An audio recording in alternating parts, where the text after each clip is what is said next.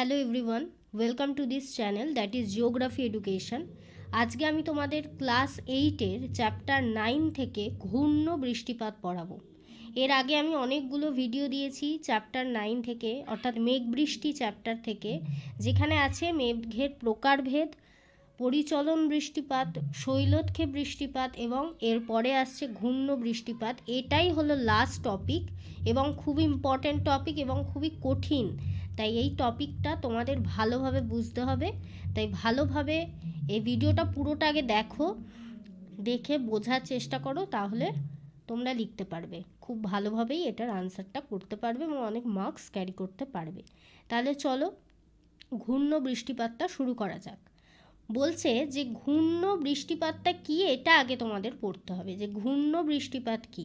আমি এখানে অনেকগুলো কোয়েশ্চেন লিখেছি, যেগুলো আমি তোমাদেরকে সেই কোয়েশ্চেনগুলোর আনসারগুলো পড়াবো এবং বোঝাবো, কিন্তু তার আগে তোমাদের ঘূর্ণ বৃষ্টিপাত কি এবং তার প্রকারভেদ এবং এই সমস্ত কিছু আগে পড়ে নিতে হবে। তা আগে আমি সেটা বোঝাচ্ছি, একটা ইন্ট্রোডাকশান দিচ্ছি, তারপর আমি যাচ্ছি মেন লেখাতে বা নোটে। তো প্রথমে আসছে দেখো ঘূর্ণ বৃষ্টিপাত। আমি এখানে লিখেছি ঘূর্ণ বৃষ্টিপাত। এই যে ঘূর্ণ বৃষ্টিপাত, এটা কি? ঘূর্ণ কথাটির অর্থ কি? ঘূর্ণ কথাটির অর্থ হলো ঘূর্ণন বা ঘোরা, অর্থাৎ যখন বায়ু বা বৃষ্টি যাই বলো, সেটা একভাবে একটা কুণ্ডলিকারে পাক খেতে খেতে সেই বৃষ্টিপাত সংঘটিত হয়, তাকে মোটামুটিভাবে আমরা বলতে পারি যে ঘূর্ণ বৃষ্টিপাত, অর্থাৎ ঘূর্ণনের ফলে যে বৃষ্টিপাত সংঘটিত হয়। এবার ইন ডিটেলসে যখন পড়বে তখন আরও জানতে পারবে যে ঘূর্ণ বৃষ্টিপাত কি।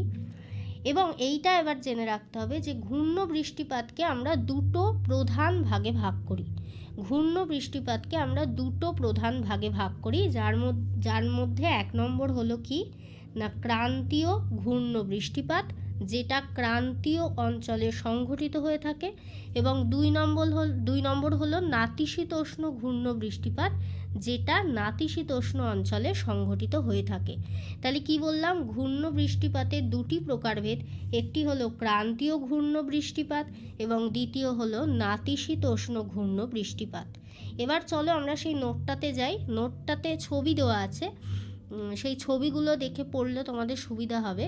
এবং এই নোটটা যদি তোমরা চাও তাহলে আমি তোমাদেরকে পিডিএফ শেয়ার করতে পারি ডেসক্রিপশন বক্সে। সেক্ষেত্রে তোমরা কমেন্ট করে যদি জানাও যে ম্যাম দিন এই ভিডিওর এটা মানে পিডিএফটা, তাহলে আমি অবশ্যই তোমাদের পিডিএফটা শেয়ার করব। প্রথমে আসছি আমি, ঘূর্ণ বৃষ্টিপাত কাকে বলে?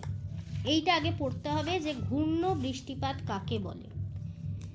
দেখো এখানে আমি একটা ছবি দিয়েছি, ছবিটা তোমরা চাইলে আঁকতে পারো, কিন্তু ঘূর্ণ বৃষ্টিপাত কাকে বলে এটা না জানলে তোমরা বাকিগুলো পড়তে পারবে না।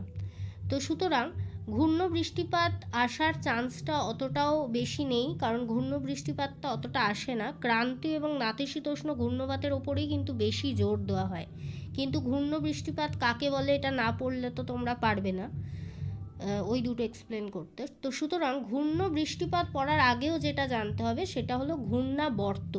দেখো এখানে লেখা আছে ঘূর্ণাবর্ত, এই যে জলীয় বাষ্পপূর্ণ উষ্ণ আর্দ্র বায়ু ঘূর্ণাবর্তের কেন্দ্রস্থলে। অর্থাৎ এখানে তোমাদের এই টপিকটা পড়ার আগে জানতে হবে যে ঘূর্ণাবর্ত কথাটি কি। ঘূর্ণাবর্ত হলো যখন কোনো অংশে মানে কোনো ছোট একটা আয়তনের অঞ্চলে, মানে সেই জায়গাটা বা সেই অঞ্চলটা খুবই ছোট, স্বল্প পরিসরের একটি অঞ্চল, সেই অঞ্চলে যখন খুব বেশি তাপমাত্রা থাকে, অর্থাৎ সূর্য তাপ সেখানে অনেক বেশি, সেক্ষেত্রে কি হয় আমরা আগেই জানি যে উষ্ণ এবং হালকা বায়ু জলীয় বাষ্পরূপে তা উপরে উঠে যায়, এবং উপরে উঠে গেলে কি হয়, যে জায়গাটা থেকে সে একদম জলীয় বাষ্প তৈরি করে আকাশে উঠে যাচ্ছে বা ঊর্ধ্বগামী হচ্ছে, যে জায়গাটা থেকে উঠছে সেই অঞ্চলটা কিন্তু ফাঁকা হয়ে যায়। অর্থাৎ বায়ুটা তো উপরের দিকে উঠে গেল, কিন্তু যে অঞ্চলটা থেকে উঠলো সেই অঞ্চলটা কিন্তু ফাঁকা হয়ে যায় বা শূন্য থেকে যায়। সেই অঞ্চলটাকে আমরা বলি শূন্য একটা স্থান যেখানে একদম শান্ত ভাব বিরাজ করে।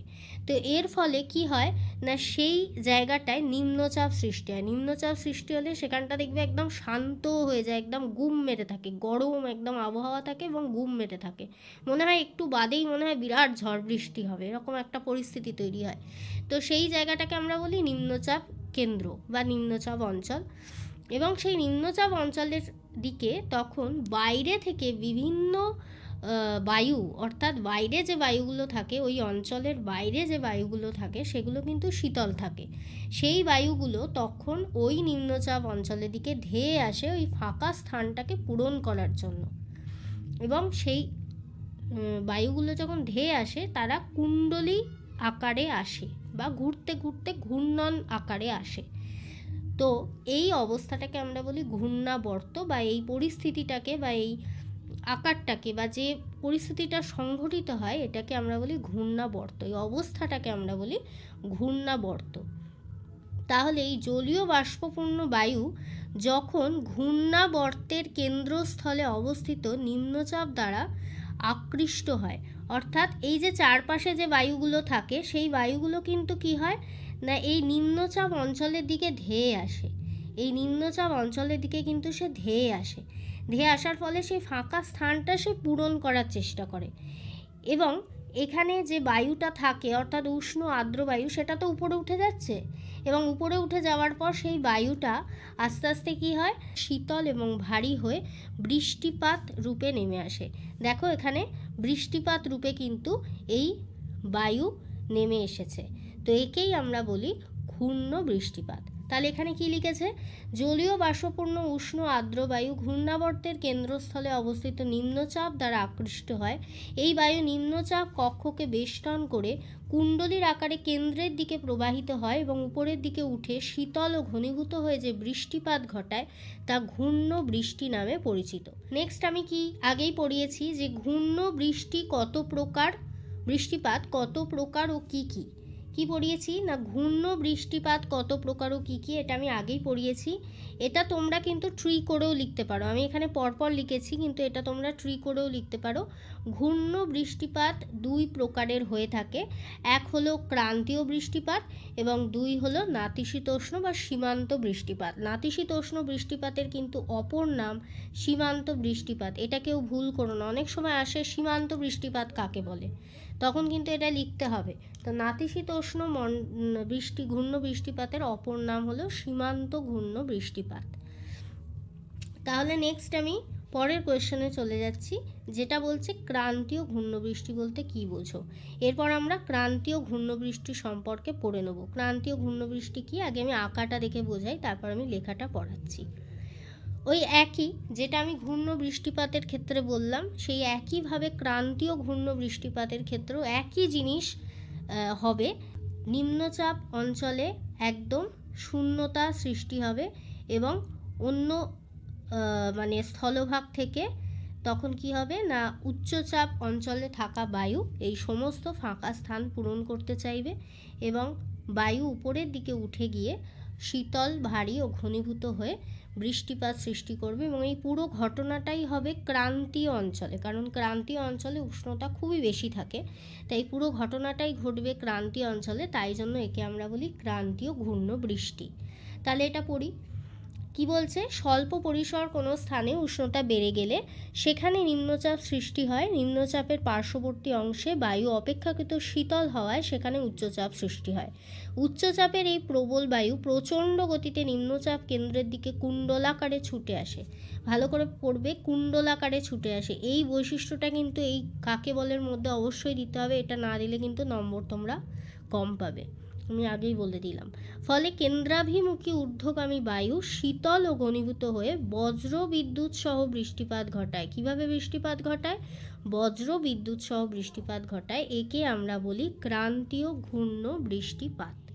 এবার নেক্সট আমরা আসছি নাতিশীতোষ্ণ ঘূর্ণ বৃষ্টিপাত বা নাতিশীতোষ্ণ বা সীমান্ত ঘূর্ণ বৃষ্টিপাত বলতে কী বোঝো। এটা বলার আগে আমি বলবো এটাই যে এই যে বৃষ্টিপাত বা মেঘের চ্যাপ্টারটা আমি পড়াচ্ছি, এখানে কিন্তু আঁকাগুলো খুব ইম্পর্টেন্ট। মানে কাকে বলে বা যে কোনো টপিক যাই কোয়েশ্চেনে তোমাদের দেবে না কেন, তার পাশে ডায়াগ্রামটা কিন্তু অবশ্যই আঁকতে হবে। ডায়াগ্রাম ছাড়া কিন্তু এর কোনো ভিত্তি নেই, ডায়াগ্রাম তোমাদের দিতেই হবে।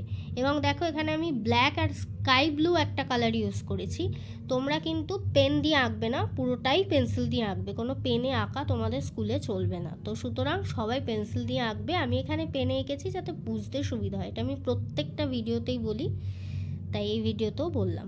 তাহলে নাতিশীতোষ্ণ ঘূর্ণ বৃষ্টিপাত বলতে কী বোঝো দেখো, এখানে আঁকাটা আগে আমি এঁকেছি। কি বলছে, যখন উষ্ণ এবং হালকা বায়ু, যেটা ক্রান্তীয় অঞ্চলের বায়ু, এবং শীতল ও ভারী বায়ু, যেটা মেরু অঞ্চলের বায়ু, এই দুই বায়ু পরস্পরকে অনুভূমিকভাবে সংঘর্ষ সৃষ্টি করে। অনুভূমিকভাবে মানে কি, পরস্পরের দিকে, মানে পরস্পরের অভিমুখে সমান্তরালে যখন এই দুই বায়ু অর্থাৎ ক্রান্তীয় অঞ্চলের উষ্ণ বায়ু এবং মেরু অঞ্চলের শীতল বায়ু, এই দুই বায়ু ক্রান্তীয়, আমি আবারও বলছি,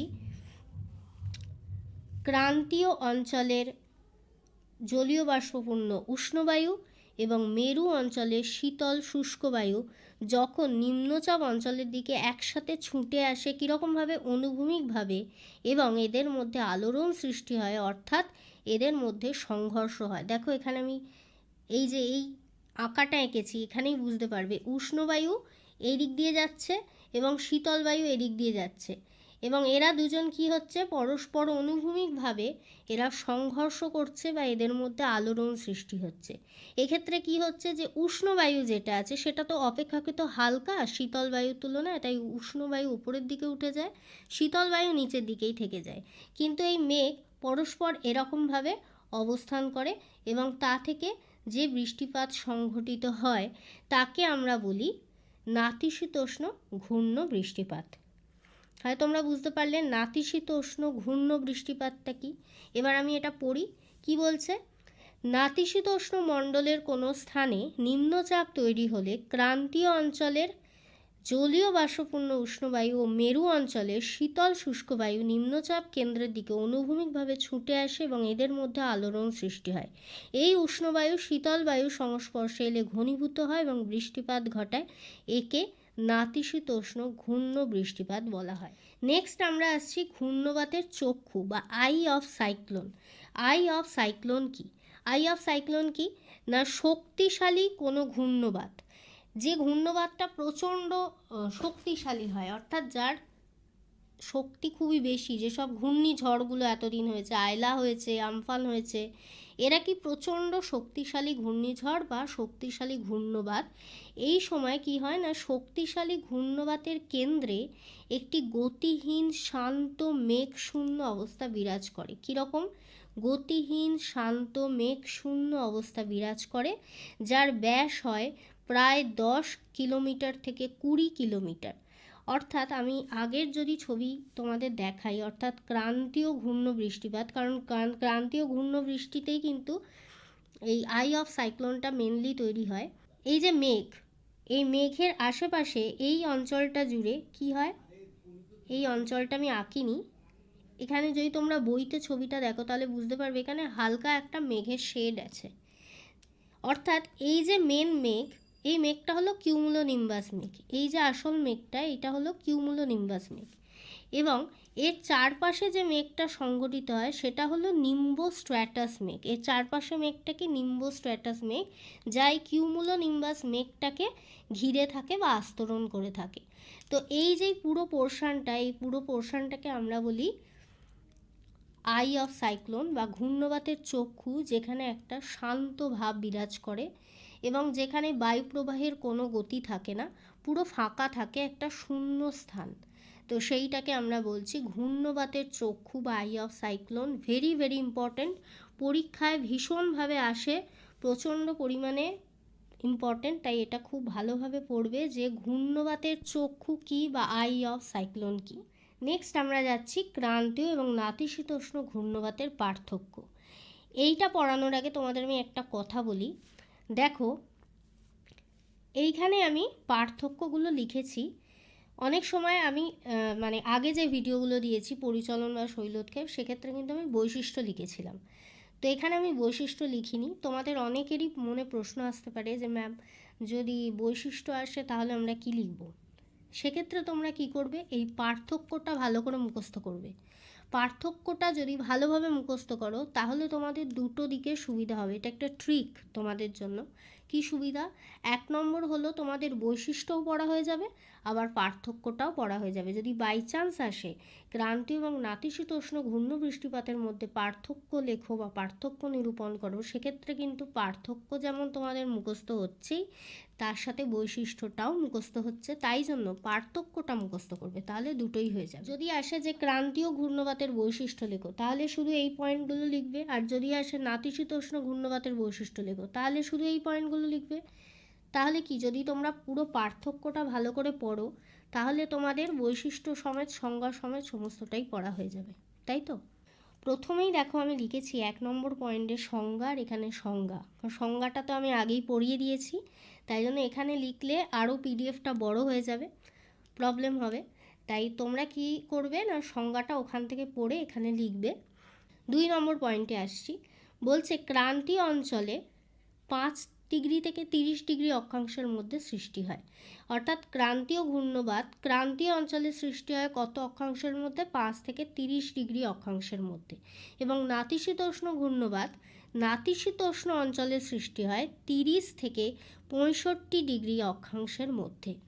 3 নম্বর কি না, ক্রান্তীয় ঘূর্ণবাতের সমচাপ রেখাগুলি বৃত্তাকার হয়। ক্রান্তীয় ঘূর্ণবাতের সমচাপ রেখাগুলি বৃত্তাকার হয় এবং নাতিশীতোষ্ণ ঘূর্ণবাতের সমচাপ রেখাগুলি ভি আকৃতির হয়। দেখো, এখানে আমি এভাবে লিখেছি, এর সমচাপ রেখাগুলি বা এর সমচাপ, এইভাবে যে লিখেছি তোমরা এভাবে আনসারটা করবে না পরীক্ষার খাতায়। এটা আমি শর্টে লিখেছি যাতে মেন পয়েন্টগুলো তোমরা দেখে নিতে পারো। কিন্তু পরীক্ষায় যখন লিখবে, পার্থক্য তো আর পরীক্ষা অনেক আসবে না, মুখস্থ অনেক করে যাবে, কিন্তু আসবে না, একটা দুটো আসবে। সেক্ষেত্রে তোমরা পুরো ভাষায় কিন্তু বা পুরো কথায় পয়েন্টটা লিখবে যে ক্রান্তীয় ঘূর্ণবাতের সমচাপ রেখাগুলি বৃত্তাকার হয়, নাতিশীতোষ্ণ ঘূর্ণবাতের সমচাপ রেখাগুলি ভি আকৃতির হয়। এবার চলো আমরা আঁকাটাতে দেখি যে কীভাবে দেওয়া হয়েছে, তাহলে বুঝতে পারবে। এই যে সমচাপ রেখা, এখানে যে সমচাপ রেখা দেখো ভি আকৃতির, এই যে সমচাপ রেখা ভি আকৃতির, এগুলো দেখো ক্রান্তীয় ঘূর্ণবাতেও কি সমচাপ রেখাগুলো কীরকম? বৃত্তাকার। কীরকম? বৃত্তাকার, অর্থাৎ গোল। তাহলে বুঝতে পারলে যে সমচাপ রেখাগুলি বৃত্তাকার এবং ভি আকৃতির মানেটা কি বোঝানো হয়েছে। নেক্সট আমরা 3 নম্বর পয়েন্টে আসছি। ক্রান্তীয় ঘূর্ণবাতের গতিবেগ ঘন্টায় 40 থেকে 400 কিমি হয়। এটা তোমরা ভীষণভাবে অবগত, কারণ রিসেন্টলি আমরা আয়লা তো দেখেছি ছোটোবেলায়, তারপরে দেখেছি হলো আমফান 2020-তে, এবং ইয়াস পরপর চলে এসছে। তো আমরা খুব ভালোভাবেই জানি যে ক্রান্তীয় ঘূর্ণ বৃষ্টিপাতের কী রকম গতিবেগ হতে পারে। তাহলে 40 থেকে 400 কিলোমিটার এর ঘন্টায় গতিবেগ হয়। ঘন্টায় কথাটা লিখতে ভুলো না, প্রতি ঘন্টায় 40 থেকে 400।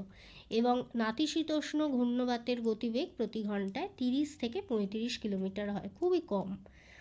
আর 4 নম্বর পয়েন্ট কি না, ক্রান্তীয় ঘূর্ণ বৃষ্টিপাত বজ্র বিদ্যুৎ সহ বৃষ্টিপাত হয়, ভারী বৃষ্টিপাত হয়। এই বৃষ্টিপাত খুব অল্প সময়ের জন্য হয়, মানে যে টাইমটা মেন টাইম থাকে, প্রচণ্ড হয় আর কি, সেই টাইমটা মানে খুব বেগে হাওয়া চলে, সেইটা খুব কম হয়, ক্ষণস্থায়ী হয়, 2-3 ঘন্টা স্থায়ী হয়, তার বেশি হয় না। বিধ্বংসী হয়, জানোই, ঘর বাড়ি, গাছ, বাড়ির জানলার কাঁচ সব ভেঙে পড়ে যায়, এটা তো তোমরা জানোই আর কি।